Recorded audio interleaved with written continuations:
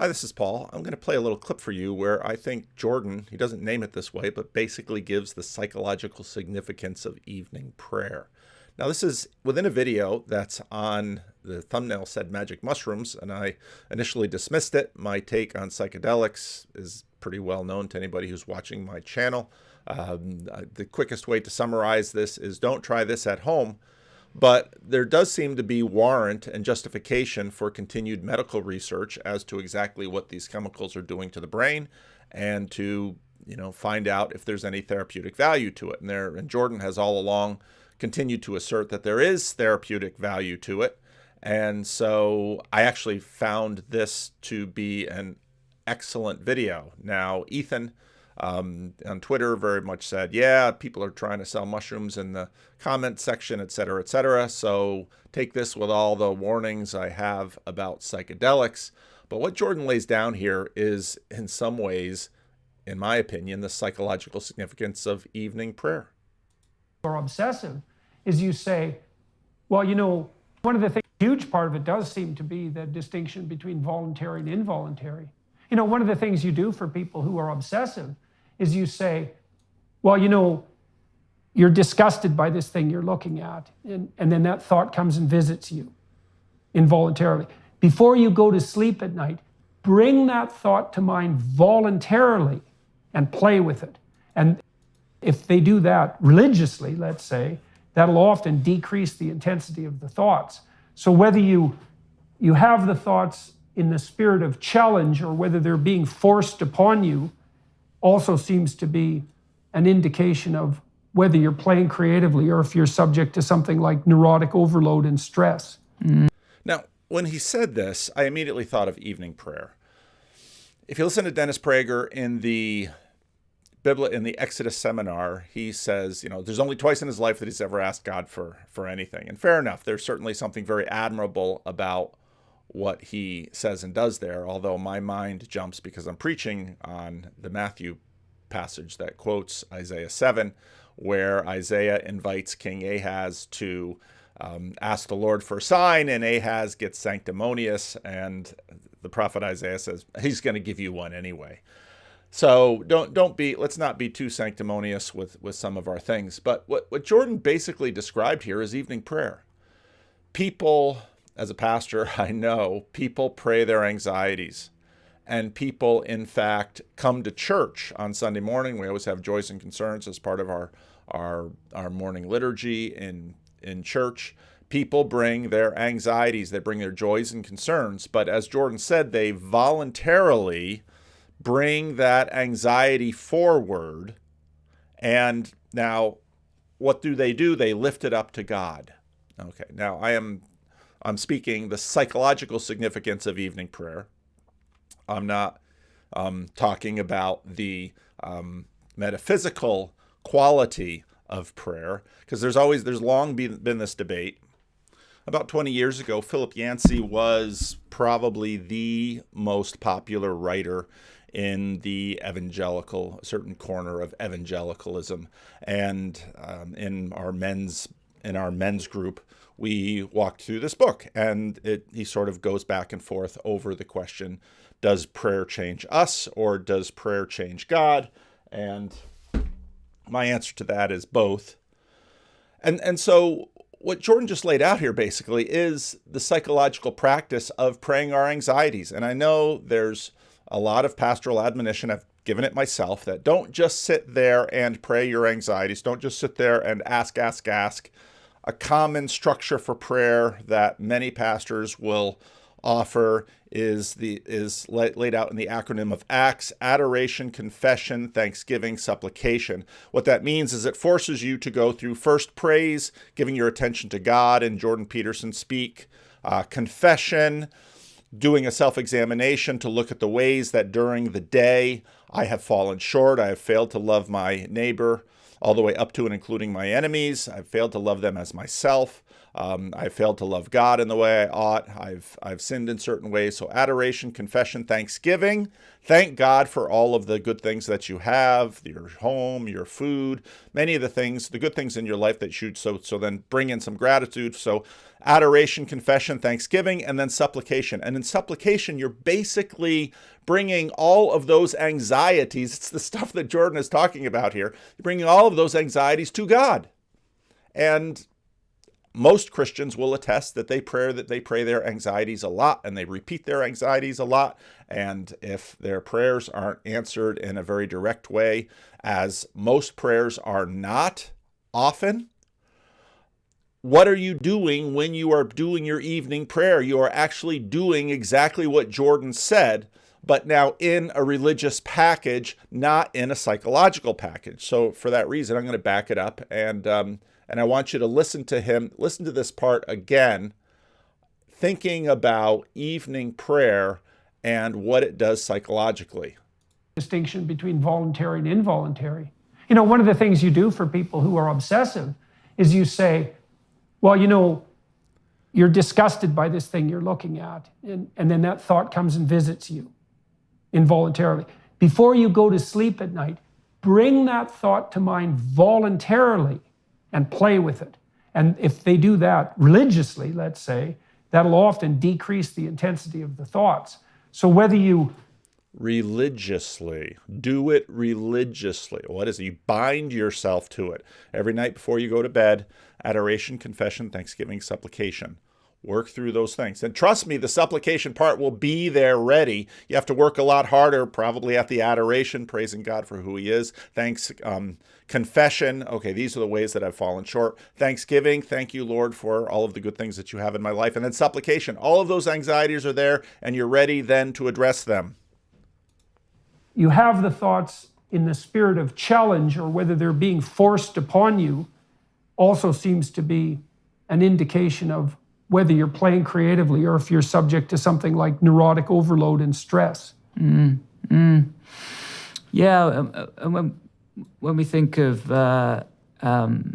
certain so-called third-wave psychotherapies like mindfulness-based cognitive therapy or acceptance and commitment therapy, I guess there is Now, in some ways, all the things that he managed are popular in the secular world because they feel buffered, using Charles Taylor's word. They feel buffered from God. So whatever you think about what is up there in the sky, who God is, whether God is present, etc., these things tend to work. And so people are like, okay, I'm in charge, I'm in control of them. But prayer obviously opens you up in a much larger way. A promotion of a ability to sit with difficult feelings, to almost play with them, some of the acceptance. And when he says that, to sit with difficult feelings, that's what you're doing when you're praying your anxieties. That's what you're doing when this thing that's been bothering you all day, this thing that's been driving you crazy, you give them to God. And now pastors will often admonish people to give them to God and leave them with God. But again, all of this it's fascinating to me when I listen to this part, how much Christians have been doing this through prayer for a very long time. And commitment therapy techniques involve play. Like, you have arachnophobia and you'll wear a toy spider around your neck. I guess that's exposure therapy, but or you have a negative cognitive bias in depression thinking you're worthless, and you'll wear a sign that says I'm worthless. And the fact that it's there all the time becomes like comedic, and it loses its punch because it's out there and it's silly rather than it's in here and getting chewed over. You're also reversing the predator-prey relationship in some sense, right? If you're afraid of spiders, but you're wearing one, you're now bigger than your fear. And what happens, you can go to a Phil Visser video, God is bigger than the boogeyman. What you are doing then in prayer, obviously, is, okay, spiders are scary. Okay, all of the things that are eating at my life are scary. My problems in my relationship, my financial situation, my job situation, my health situation, all of this stuff is scary. But then when you bring them before God, well, now suddenly You have a divine ally who is bigger than all of your problems. Psychologically speaking, you can see how this works. No, and so you've even though you still might be afraid, you're also allowing that part of you that can transcend the fear to become the part that you're identifying with. It's right there. That's exactly it. The part of you that transcends the fear, well, it's not the part of you necessarily, although the Holy Spirit is within you.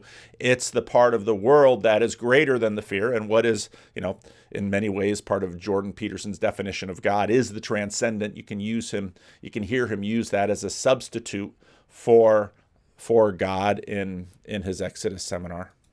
And you do that constantly in psychotherapy, and one of the constant findings with regard to exposure therapy is it's not so much that people get less afraid, it's that they get braver. And the distinction there is really important, because it turns out that if you expose a person voluntarily to one thing they're afraid of, they become less afraid of classes of things. With God, I can scale a mountain, right out of the Psalms.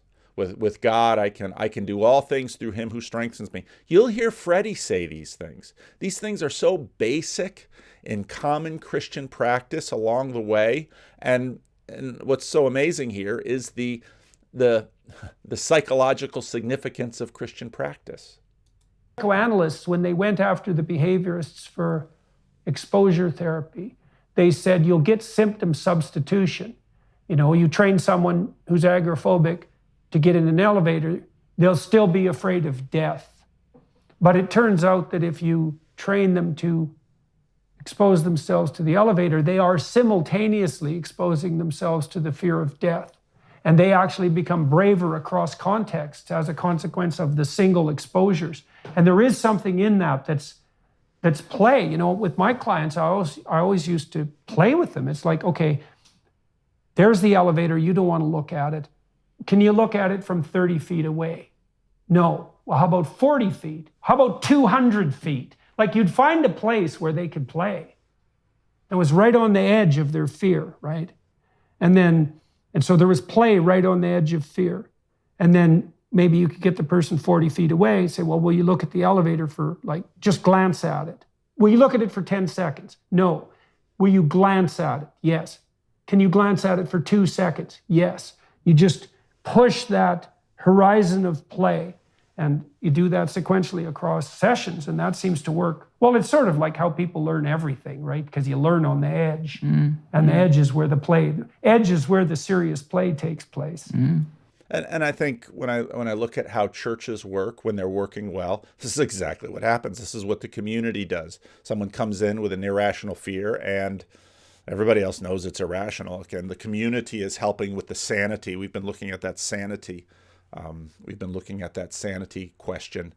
Jordan, I played it at the beginning of my conversation last night with Byrne, where he has this nice clip. He's talking to this politician, which is another video I didn't watch. But the clips help then, because I often don't watch videos with politicians because, I take religion seriously and I take politics considerably less seriously. But he talked about the value of marriage in terms of sanity, because again, our sanity, there certainly is something to brain function. And part of what I really liked about this video was he connected brain function with psychedelic chemicals and sort of talked about that really on both sides of it. But where was I going? I lost my thought. So what happens in a community is that you actually lodge your sanity or your insanity communally. And I've mentioned in a few of my videos, I just finished watching The Vow on HBO about the Nexium cult, and it was absolutely fascinating. And it's in many ways a negative illustration of how either sanity or insanity is lodged communally. We are by no means singular in the way that we are, but when it comes to these anxieties, obviously there are communities in which the anxiety itself sort of becomes a principality and grips hold of that community, and that can become terribly dangerous and tremendously destructive for individuals and in fact for whole nations when these things grab a nation. But at the same time, if if you have an anxiety and the rest of the community looks at that and says this is something you should be afraid of, the entire community over time hopefully will help you process all of these things. So I saw this little clip. I have dozens of, Jordan's been putting out some really good stuff lately. And I saw this and I thought, no, I before it slips out of my head out into the scrum of daily life, I said, I want to nail this thing, because right here, he really does nail the psychological significance of prayer. So let me know what you think of this. Leave a comment.